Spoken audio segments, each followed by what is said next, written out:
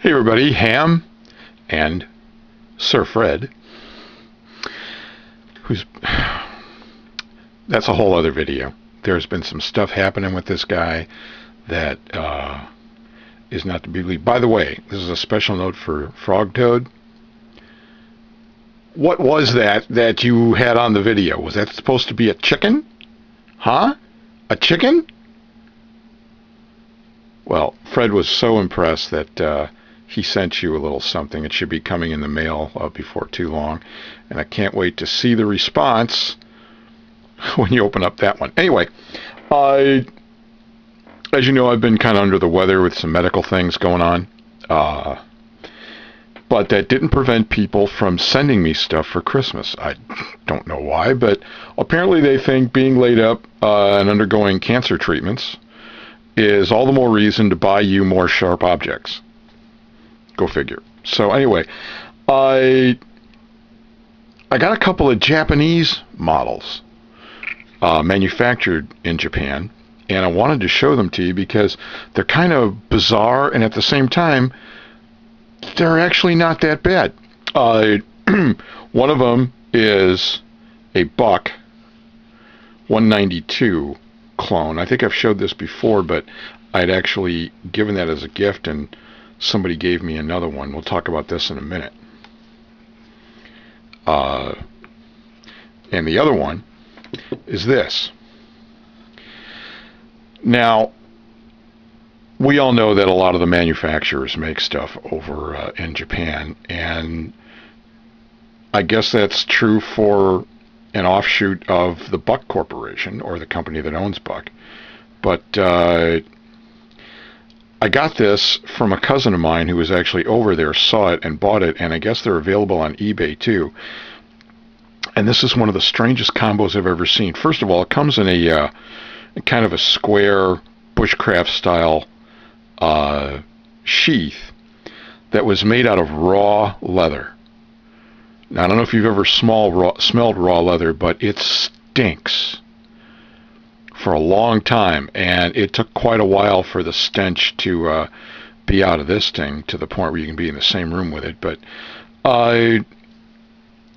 this apparently is, if you can see that etched on there, this is a Japanese version of Bear Grylls. I'd never seen this one before. Some of you may have, but anyway, that's it. Now, ordinarily, I'm not a big fan of combo edges, even when they've got saw teeth as deep as that. Okay, but let's see. This is about, I'd say, 7 inches, about a 4-inch blade. Either G10 or Zytel on the handle. It is full tang, stainless bolster, and stainless pins that go all the way through. So you can actually use these as lash points if you had to. And that apparently is a thumb grip. No jimping. But the thing that got me interested, I don't know if you can see this. This blade is made out of ATS 34. Now, I got it out of my cousin. He said he paid $30 for this. American. Now, I don't know if y'all are familiar with ATS 34, but I'm going to read you a little something because I am familiar with it. And I'm surprised that he got steel of this quality for $30. ATS 34 is the evolution or equal to what used to be 154 cm steel. Now, for a long time, 154 cm was not manufactured to the high quality standards that knife makers expect, so it was not used often. The late breaking news is that high quality 154 cm may again be available before too long.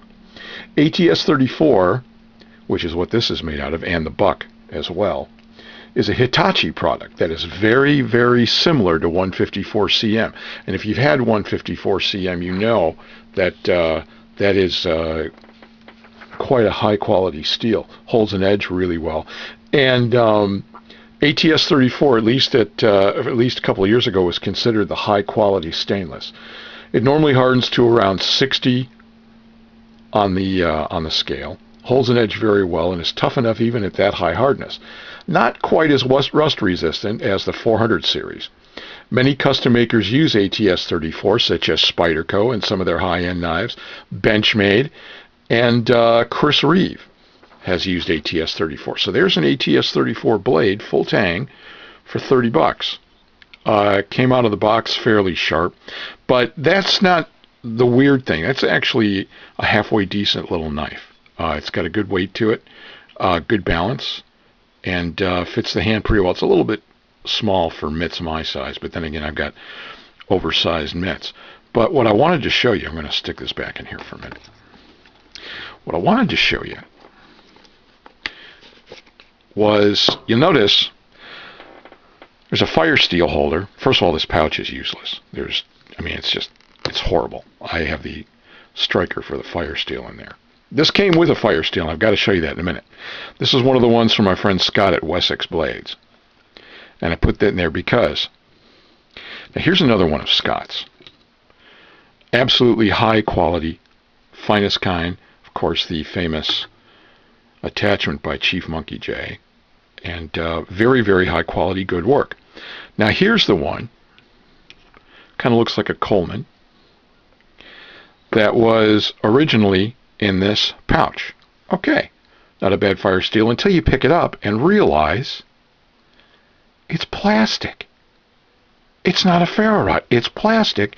And what they did was, I hope you can see that, they took a little tiny piece of fire steel, notched the plastic, and glued it to the top.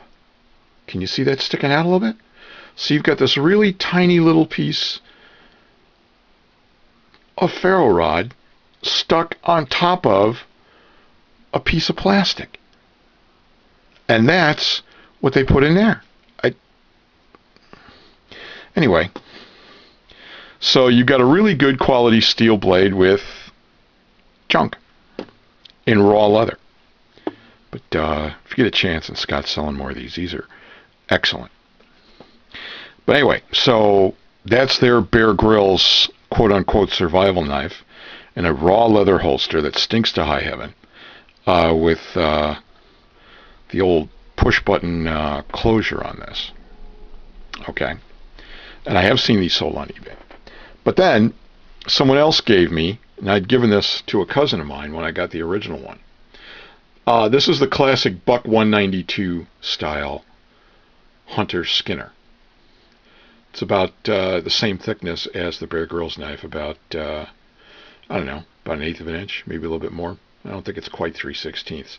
But it's a flat grind. And it's a very good quality knife. And when I did the research, turns out that this is ATS-34 as well. It's not marked like this one is. But I doubt they paid much more. I've seen this exact knife on sale for $16.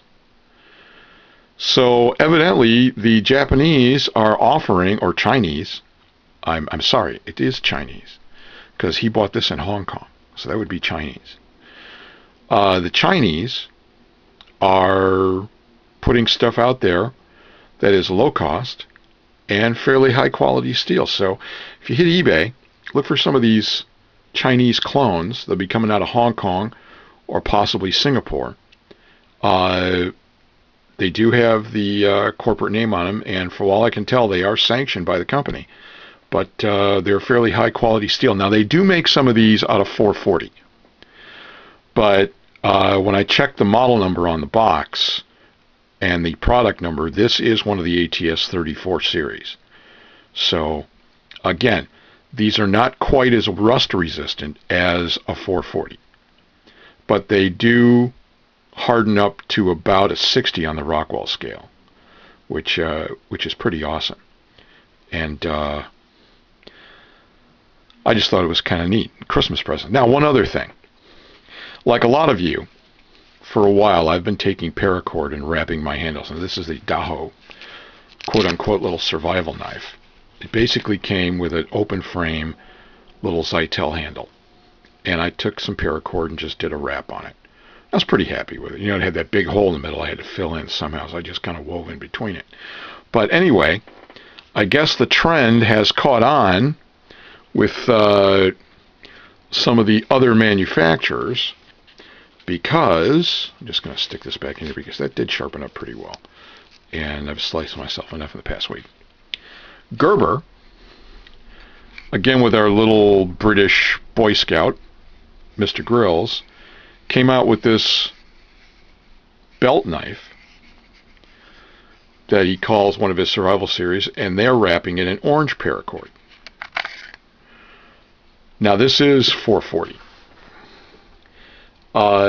with the titanium coating on it. It sharpens up fairly decently, but it comes with the paracord on it. There are enough holes in the frame that it will lash pretty well to, you know, a stick or whatever else you have to use as a spear if you have to. But it's very lightweight. The total length is about, I'd say, 6.5, 7 inches. It does have very good control for short work. I'd say it was a halfway decent Skinner knife. And what's intriguing is the sheath. Now they're telling me that this is not ABS plastic. It's closer to a compound that mirrors Kydex. And so far I haven't done enough research to tell whether they're BSing me or not. But what's nice about this is it does have this nice flat belt loop that will allow you to carry it scout style out of the box, on the belt, in the back, whatever, and still be able to draw. Or this will rotate, and those screws will attach here and allow you to carry it vertically on a pack if you have strapping or webbing that it will attach to. Of course, you can just take this all off with these screws, and it will allow you to attach it in any way you wish. But now, originally this came on the other side. This part was covered, and the Bear Grylls logo was on there, but there's no way to take it off. But they even tell you can just unscrew it and flip it over and put them out on this side, which is what I did. But we're going to be checking this out a little bit and seeing how it is. This retails, I think, a little under $30, but there are already some reviews on this on YouTube. But I just thought it was interesting that what we've all been doing for quite a while, they finally decided to start marketing. And time will tell, because a lot of the stuff they've been putting out under the Bear Grylls name has been absolute horseshit. But we'll see. Anyway, that's some of the swag I got for Christmas. Hope all is well. Happy New Year, everybody, from the both of us. Yeah, there he is. Almost knocked you over, Fred. But we appreciate your kind words and comments and thoughts. And we'll see y'all soon. Thanks, everybody.